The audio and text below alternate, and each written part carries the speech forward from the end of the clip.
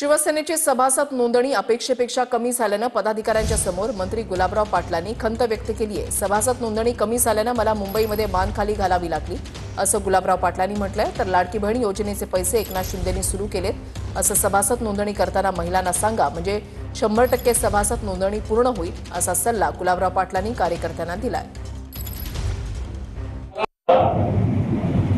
मी challenge देतो, जळगाव ग्रामीण मतदारसंघात आणि जळगाव शहरात जे आपण 1.5 लाख टार्गेट दिलेलं आहे, 100% 1.5 लाख सभासदांची आपण नोंदणी करू शकतो।